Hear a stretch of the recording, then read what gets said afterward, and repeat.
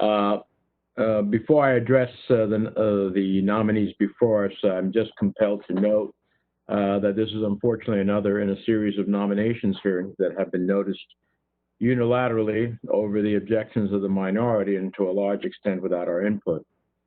Additionally, 2 of the 3 hearings this week were noticed without securing a Democratic ranking member for the hearing, and one of them was noticed in violation of committee practice under the 7-day rule, which is unfortunate. I think clearly the chairman has the authority to run the committee in this manner, but it is a drastic departure from committee practice. It sets a precedent for how the committee will run under any future majority, Democratic or Republican. And it's also disappointing the committee is holding 5 nominations hearings and a nomination-only business meeting this work period, but we have not marked up a bill since May. Nominations are an important committee function, but to be relevant, we need to be engaged in legislating on the issues that matter to Americans. I know many members of the committee, both Democrat and Republican, want this to happen, and I hope it can happen in the days ahead. And then finally, given the intense interest and sensitivity of the issues surrounding Ukraine, I had suggested that General Dayton should be on a panel by himself, or at least at a minimum with just one other nominee. Squeezing him on a panel of 5 doesn't do justice on this set of issues.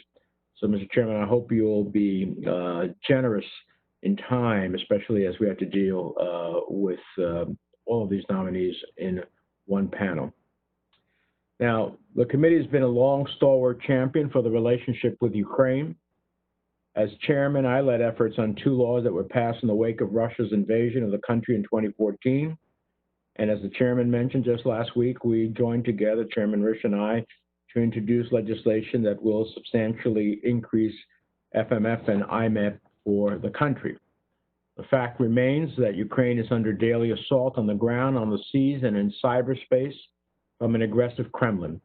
Ukrainian service members that have selflessly and courageously fought Russian forces that seek to violate its sovereignty and disrupt the international order are constantly challenged.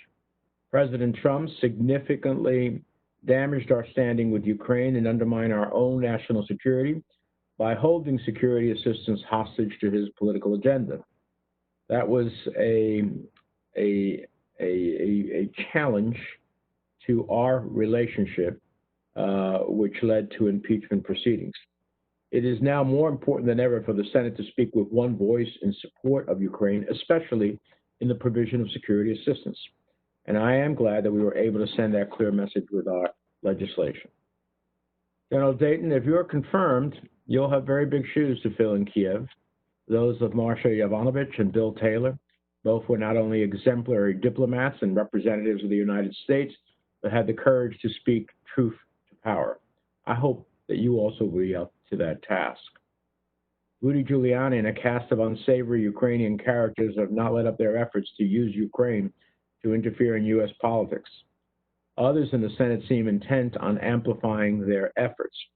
And I expect that if confirmed, you would not engage in these games, and I would want your commitment towards that end.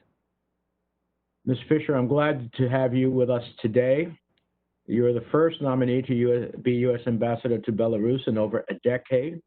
Your nomination comes at a critical time as Belarus's people are rising to demand democracy and respect for human rights in unprecedented numbers.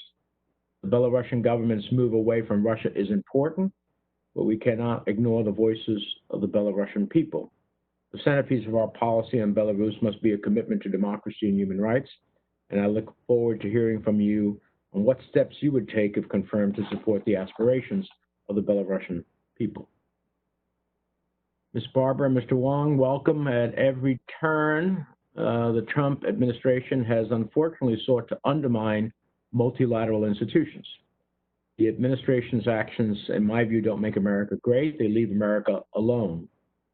President Trump's announced intent to withdraw from the World Health Organization exemplifies a culture of blame shifting and isolationism that is self-defeating for the United States.